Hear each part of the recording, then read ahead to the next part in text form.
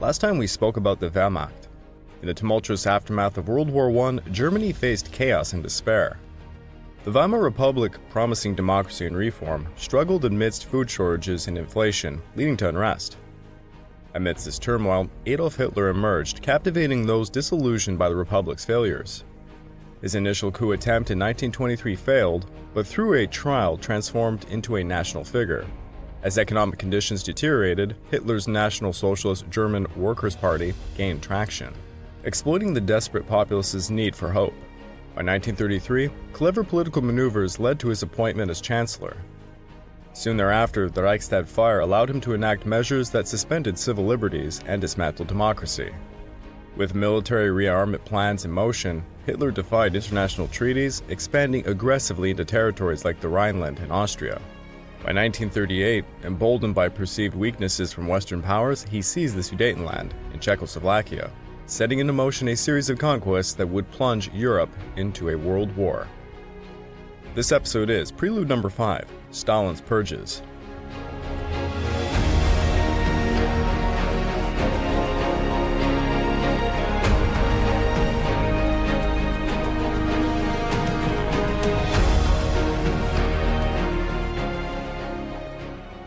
Well, hello there, and welcome back to the Eastern Front podcast week by week, and I'm your dutiful host, Greg Watson.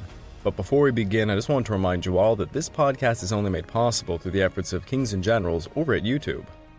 Perhaps you want to learn a bit more about World War II? Kings and Generals has an assortment of episodes on World War II, and so much more. Let's go give them a look over at YouTube. So please subscribe to Kings and Generals over at YouTube, and continue to produce this content by checking out www.patreon.com/kingsandgenerals. And hey, don't forget about our sister podcasts over at the Pacific War Week by Week podcast and the Fall and Rise of China podcast, both written and narrated by me. And if after all that, if you're still hungry for some more history, why don't you check out my personal channel, the Pacific War channel found over at YouTube, and Echoes of War found on major podcast platforms. Over on YouTube, I'm releasing a documentary covering the Japanese invasion of North China, this part being the defense of the Great Wall of China. And over on Echoes of War, we're just finishing up the multi-part series covering the Malayan campaign of World War II.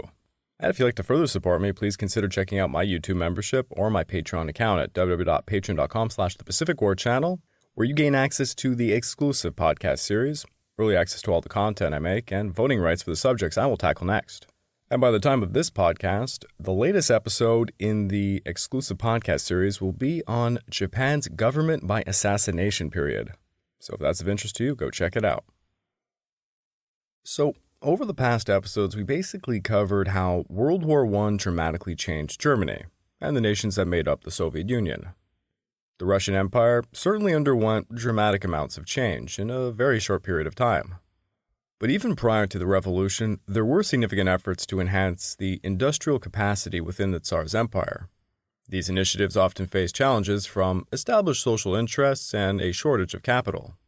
Just as conditions were beginning to improve, World War I erupted, ultimately leading to the empire's collapse.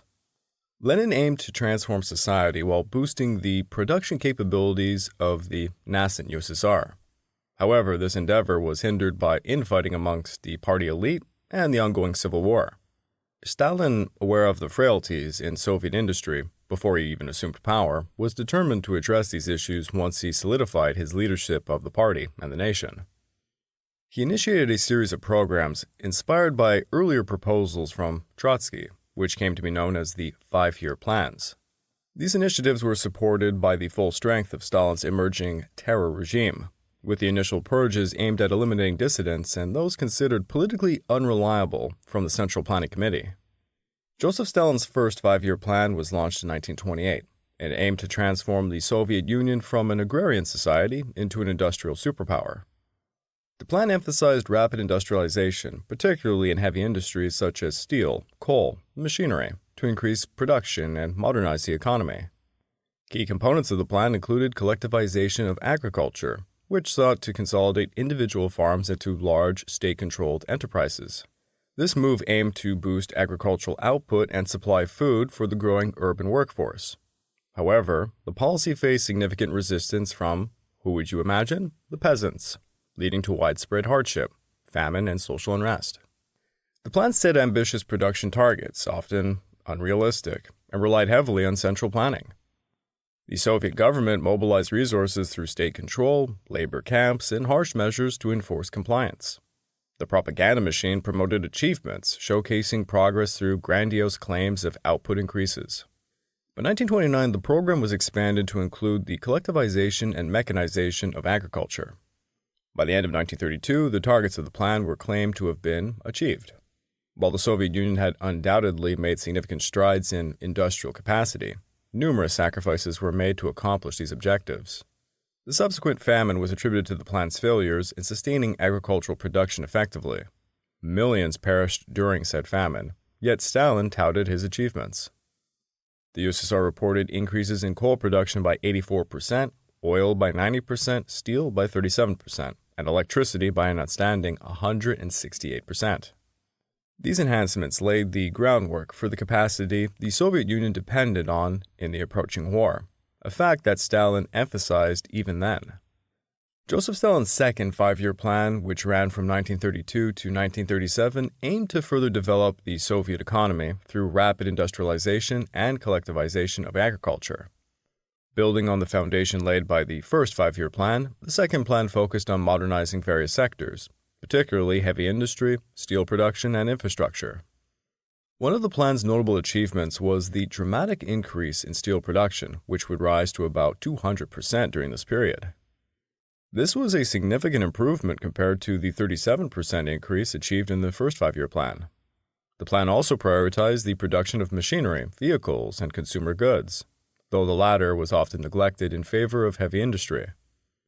In agriculture, the collectivization efforts intensified, leading to the consolidation of individual farms into large state-managed collectives. This shift aimed to increase efficiency and the output, but resulted in widespread resistance from the peasants, of course, leading to harsh reprisals and significant social disruption. Overall agricultural output grew more slowly than expected. For instance, while oil production expanded by 90% during the first plan, it only rose about 37% in the second. The second five-year plan was marked by ambitious goals and significant successes, but it also faced challenges such as bureaucratic inefficiencies, planning difficulties, and harsh working conditions. Despite these issues, the industrial base established during this period played a crucial role in enabling the Soviet Union to withstand the early years of World War II. Consequently, while the plan's achievements contributed to the USSR's transformation into an industrial power, the social and economic costs were quite significant, highlighting the complexities of Stalin's policies during this critical era in Soviet history. Without the production capacity developed during these years, it is questionable whether the Soviet Union could have endured the early phases of World War II. The country had the geographical natural defenses and manpower reserves that allowed the Red Army to sustain millions of casualties. However, it was the industrial foundation established by these plans that enabled the Soviet Union to re-equip the Red Army after, well, let's just say a very devastating loss beginning in 1941 that we're going to be getting into in future episodes. Now, we can rigorously speculate about the alternate history where Germany emerges victorious, but it is clear the significance of the five-year plans on the upcoming war could not be overstated. Speaking about alternate history, I'm going to take a little sideline here. For those of you who don't know, I run the Pacific War channel, and whenever I look for feedback from my audience, it always comes down to alternate history. I have to admit, my favorite YouTube channel is Alternate History Hub. I actually do a bit of work with Cody over there now and then. And at one point, my audience was really looking for something special, so over on my Patreon, and also my YouTube membership for that matter, it's the same thing, I made an exclusive episode titled, What If Hoko Shinran Actually Happened? For those who don't know, this was an alternate plan by the Japanese military to strike north into Siberia rather than striking south. This would have occurred at about the same time as Operation Barbarossa, the German invasion of the USSR. And this wasn't some wild speculation. I put a lot of research into this. I actually worked with a few other people who had kind of done the math on that situation. And I don't want to give anything away for those of you who are interested, but the outcome is not what you would think. Anyways, I was just putting my 2 cents in there. You can go find that on my Patreon account. Now, the driving force behind the five-year plans was not only political determination, but also technical expertise, which needed to be sourced from abroad. Engineers and business people from Germany, France, Britain, and the United States were invited to enter contracts for factory construction. They also provided the Soviet government with licenses for designs encompassing everything from tractors to diesel engines. By 1930, a total of 104 technical assistant contracts had been established, with most focusing on metallurgy and chemical technologies, vital components of a modern economy. Alongside the know-how, procuring actual equipment was essential. In 1932, the Soviet Union imported about 90% of its machinery from the UK. A Cleveland engineering firm had designed and constructed a large steel plant in Magnitogorsk to compete with the renowned U.S. Steel facility in Gary, Indiana. This capacity to acquire equipment, designs, and technical support from international sources was pivotal to the industrial growth outlined in the five-year plans. In 1930, the Red Army was still grappling with growing pains and uncertainty amongst its leadership. A modernization initiative had been launched in 1928, but progress had been sluggish, partly due to the dire conditions of the nation's industry. The five-year plans aimed to address this issue. As the first-year plan reached maturity, Adolf Hitler ascended to power in Germany, making no secret of his disdain for the Soviet Union. One has to look no further than Adolf Hitler's Mein Kampf, written during his imprisonment in 1924. The document basically outlines his political ideology and future plans for Germany. His views on communism, the Slavic people, and the Soviet Union are central themes in the work, reflecting his extremism and legitimizing his later policies. Hitler regarded communism as a significant threat to Germany and Western civilization.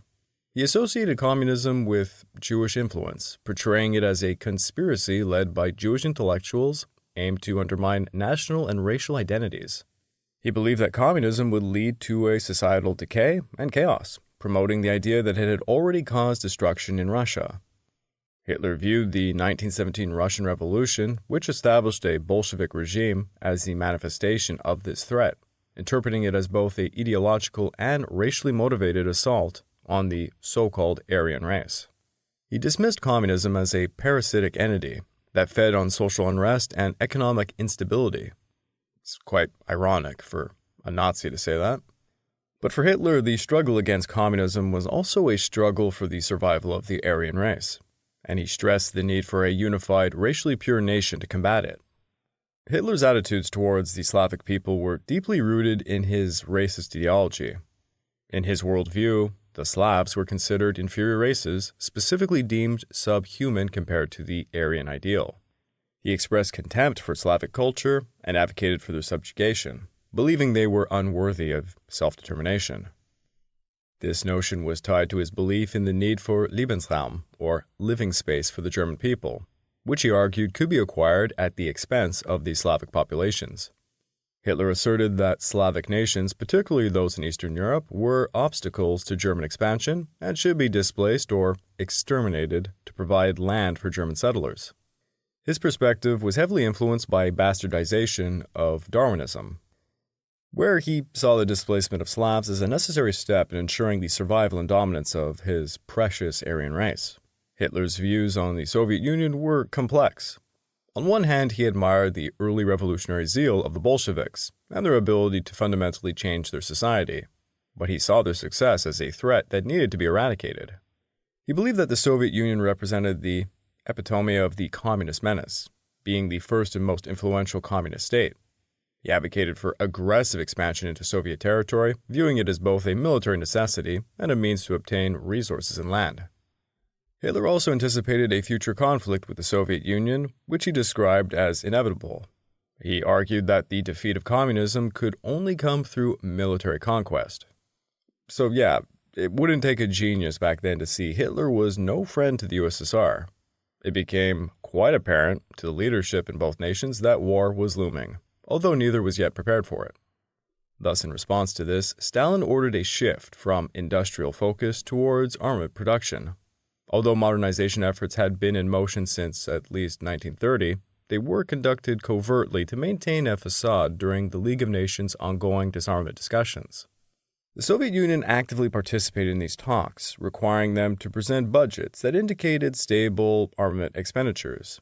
They created misleading public budgets that satisfied the talks requirements, while concealing actual spending that was about 3 times greater than the figures they were disclosing. Following Hitler's rise to power, the Red Army announced an even more extensive rearmament initiative. The core of these budgets was allocated to the production of vast quantities of equipment. Soviet weapon production outpaced that of the Western Allies by nearly 3 to 1. A significant aspect of this production surge was increased funding for weapon development. Between 1930 and 1939, no fewer than 16 tank designs were introduced and adopted. In comparison, the British developed about 12 designs, 5 of which were created in 1938. The French adopted 11 designs, while the Germans and Americans produced only 5 each. During this period, the Germans manufactured 4 designs in substantial numbers, but only 2 served as the foundation for further developments, that being the Panzer III and the Panzer IV, which would continue to evolve through various improvised versions.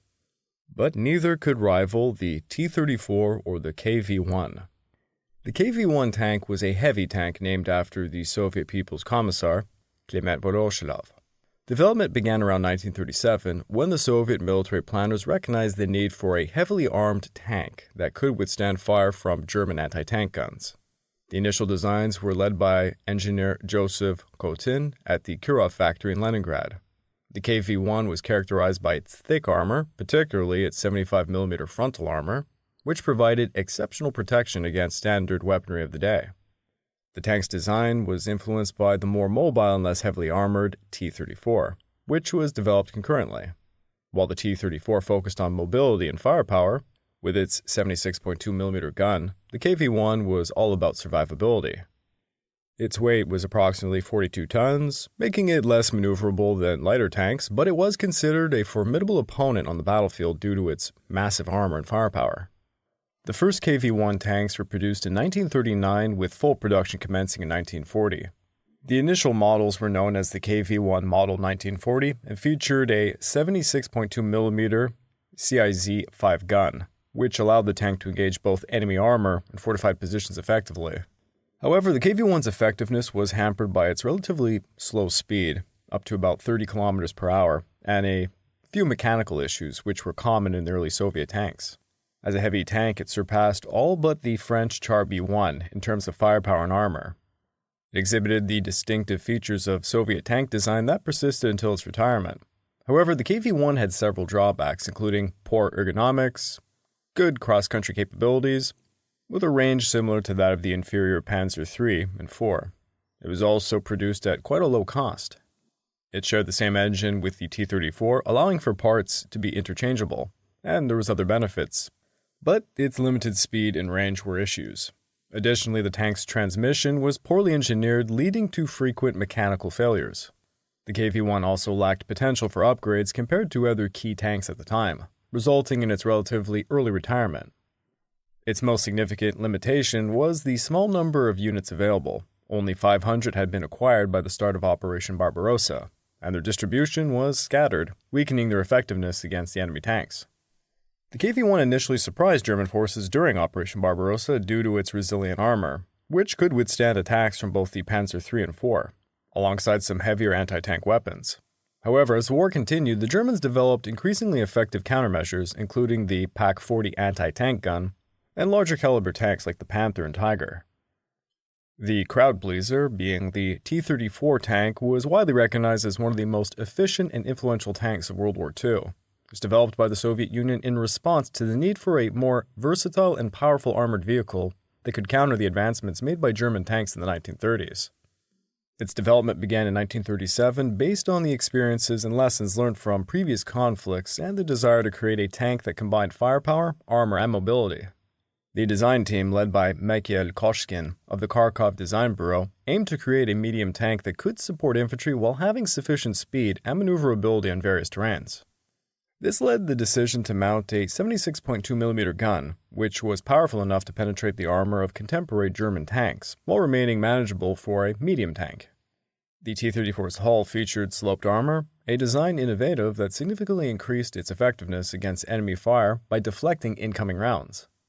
Initially, it was armored with 45mm of steel. Later models saw improvements in thickness and armor design.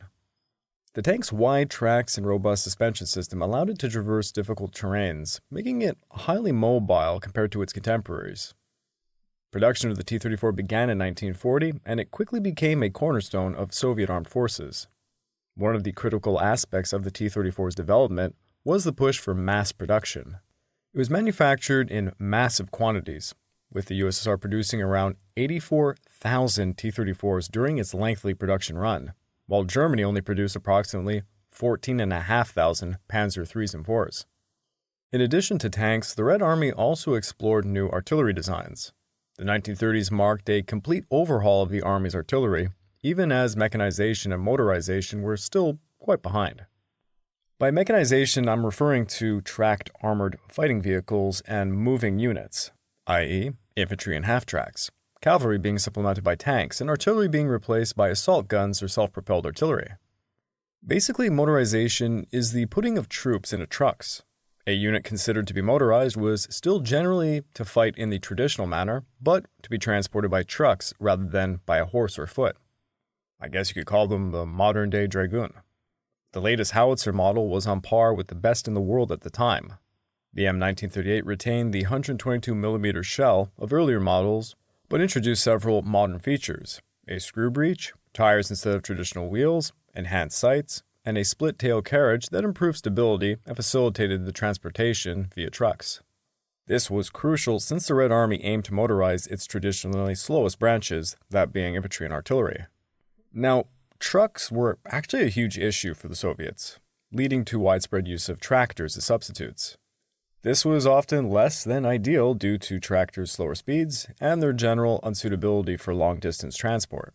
However, tractors were more affordable and available in larger quantities. This availability was primarily the result of the focus on licensing tractor designs for agricultural purposes under the 5-year plans, although they had served a dual role in this context. Throughout the war, trucks remained quite a weak point for the Soviet production. Starting in August of 1941, American and British aid helped fill this gap, however, with approximately 400,000 trucks being delivered during the conflict, while the Soviets managed to produce about 265,000 of their own. The need for such aid was not anticipated in the years leading up to the war. The Red Army recognized that their doctrines envisioned mobility would be significantly hindered if personnel and artillery were not motorized.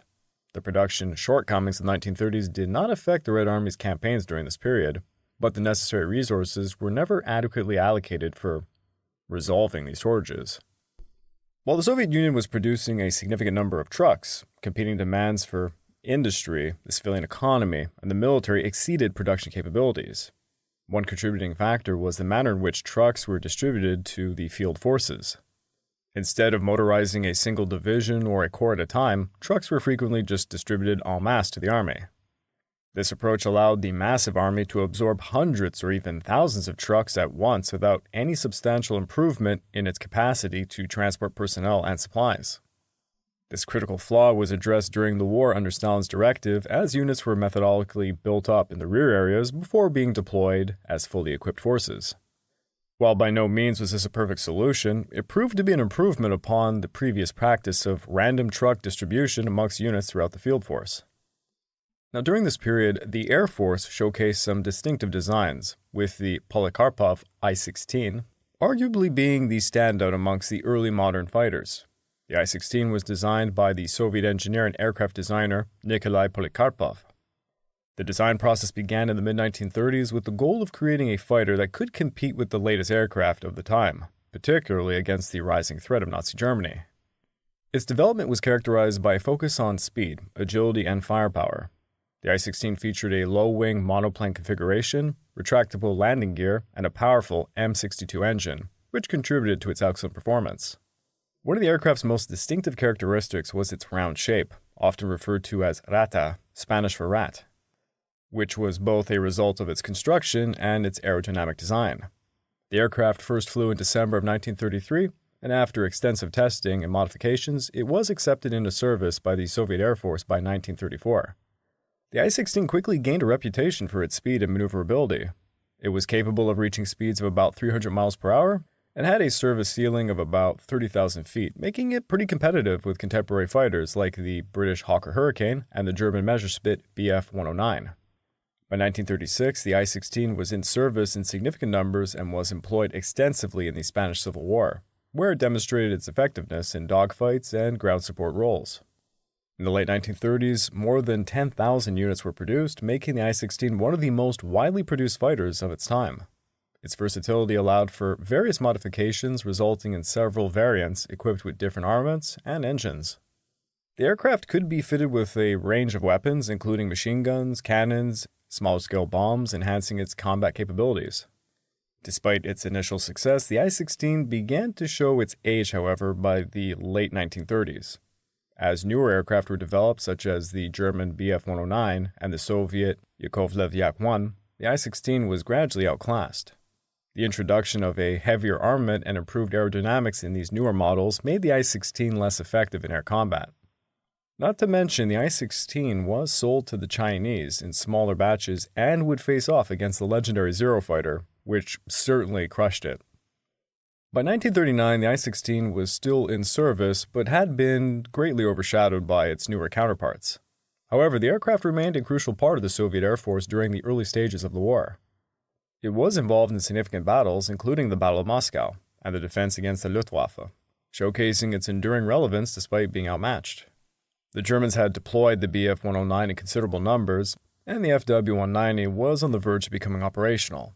Meanwhile, the Soviets were working on several promising fighter designs, but by decade's end, very few modern aircraft had actually been put into service. The war would trigger a revitalization of fighter development within the Soviet aero industry, leading to the introduction of several excellent designs alongside some British and American planes. None of these advancements were underway before 1940, however, a shortcoming that would prove detrimental for the Soviet Union during Operation Barbarossa. Now, one area where the Red Air Force excelled in was the development of attack aircraft. Today, we might refer to them as close air support, exemplified by the Il-2 Sturmovik. Its development began in the late 1930s under the leadership of chief designer Sergei Ilyushin, responding to the need for a dedicated ground attack aircraft capable of taking on enemy armor and fortifications. The initial concept emphasized ruggedness and firepower, leading to a decision to equip the Sturmovik with heavy armaments. The design featured a low-wing monoplane configuration with robust airframes, primarily composed of metal, which was crucial for survivability in combat. The aircraft was powered by the Shvetsov Ash-82 radial engine, offering significant performance capabilities, including a cruising speed of approximately 400 km per hour. That's about 250 miles per Freedom units for you Americans, with a range of around 300 kilometers or 370 miles. In 1938, the prototype, designed Il-2, made its first flight. However, its initial design underwent several modifications based on feedback from the Red Air Force in field tests. By the time production began in 1941, the Il-2 had evolved into a formidable platform with improved armor and weaponry. The aircraft was typically armed with a combination of 23mm and 37mm cannons, and it could carry bombs for ground attack missions.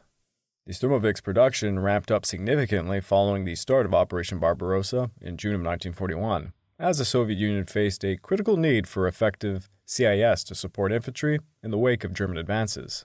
Various factories, including those relocated from the western regions during the German invasion, were repurposed for the Sturmovik's manufacturing. This effort led to a staggering output. By the war's end, over 36,000 units were produced, making it one of the most mass-produced aircraft in history. One of the most notable features of the Il-2 was its armor. The aircraft was heavily fortified to withstand small arms fire and light anti-aircraft fire, enabling it to operate effectively in contested environments. The armor plate, although adding some weight, provided increased survivability for the pilots, making the Sturmovik a resilient platform on the battlefield. The Il-2 was quickly proven in combat, participating in numerous key battles, including the Battle for Stalingrad and the Kursk Offensive. It provided essential support to the Soviet ground forces attacking enemy tanks, troops, and supply lines. Its effectiveness was greatly enhanced by close coordination with ground troops, who would often designate targets for the Sturmoviks. The concept behind this design was not exclusive to the Soviet Union, as the Germans also created their highly effective Ju-87 Stukas for the similar purpose.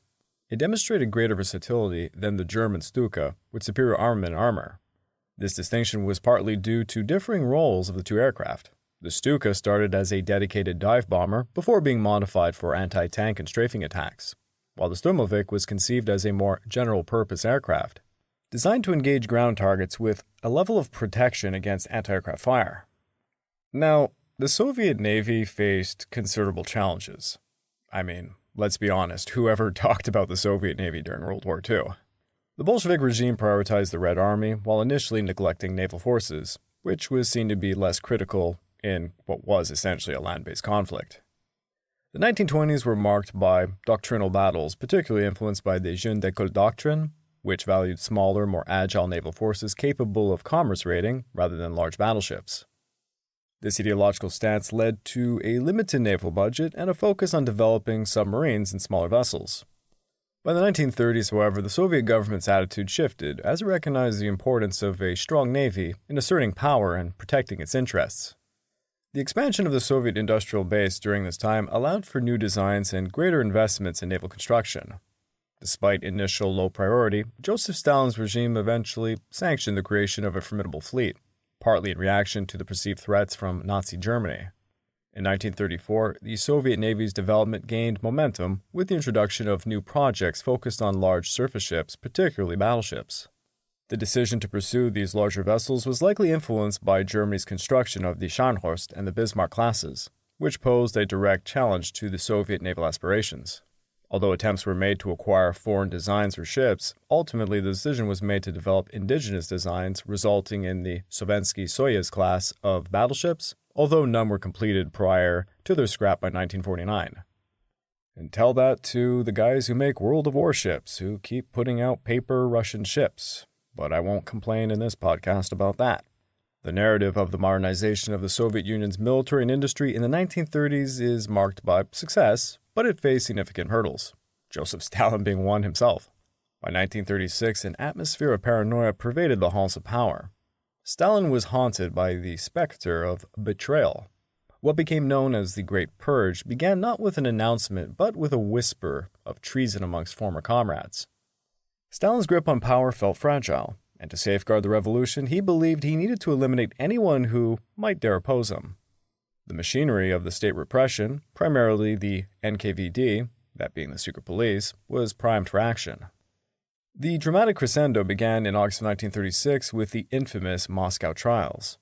The first show trial saw some key figures of the party, men who had actually fought alongside Stalin, brought to the court. Grigory Zinoviev, once a close ally, stood in the dock alongside Lev Kamenev, both cloaked in fear.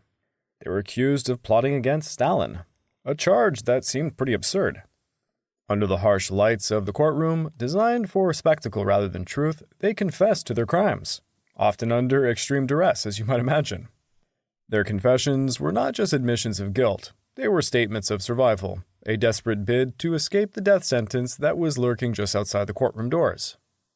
The show trials were merely the tip of an iceberg. The NKVD launched widespread arrests, sweeping through the cities and villages, casting nets of terror.